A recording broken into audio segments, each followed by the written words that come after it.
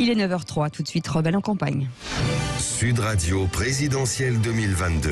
Et c'est tout de suite avec Éric Revel. Ben oui, Éric est toujours avec nous. Le mystère Zemmour. Éric Revel, ces thèmes sont soutenus par la majorité des Français dans les sondages, mais ils dégringolent dans les intentions de vote. Oui, alors dans les sondages, sur les thèmes qu'il porte, il semble être soutenu. Oui, il y a une sorte de mystère. Vous l'avez entendu ce matin sur Sud Radio. Il est droit dans ses bottes, il ne laisse rien paraître, mais évidemment, il est fragilisé par la dégringolade qu'il constate dans les sondages.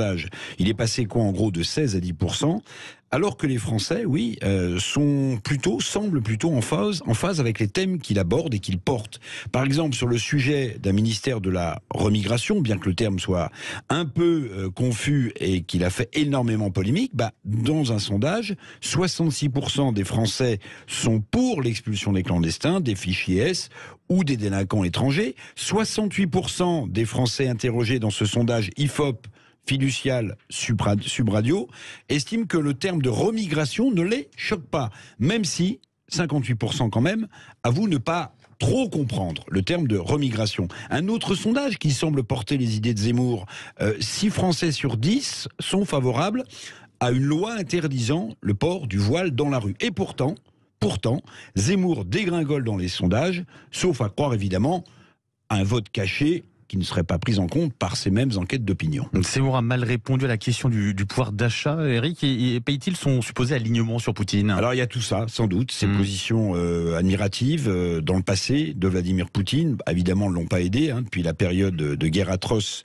que l'Ukraine vit, mais je dirais que depuis le début de la campagne, si vous regardez les enquêtes d'opinion, vous verrez que il a un manque d'expérience, c'est normal, c'est la première fois qu'il se présente, mais surtout un défaut de crédibilité visiblement sur les questions d'environnement, mais surtout sur les questions économiques, donc de pouvoir d'achat.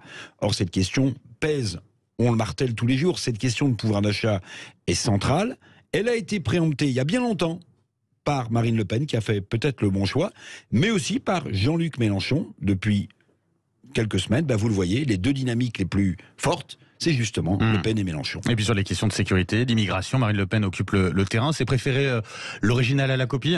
Alors oui, vous avez raison, l'adage il est connu. Zemmour tente en tout cas de renouer avec la radicalité politique qui lui a si bien réussi au début de la campagne électorale. Radicalité en lançant l'idée d'un ministère de la remigration qui n'est rien d'autre, même si il n'était pas d'accord tout à l'heure avec moi lors de l'interview, même si rien d'autre que le ministère de l'Intérieur dans ses prérogatives.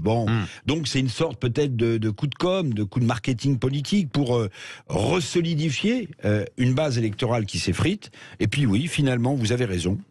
Benjamin, sur les questions de sécurité ou d'immigration, les électeurs de la droite nationale préfèrent peut-être, selon le vieil adage, l'original à la copie. Le Pen plutôt que Zemmour. On verra, le premier tour est dans 16 jours.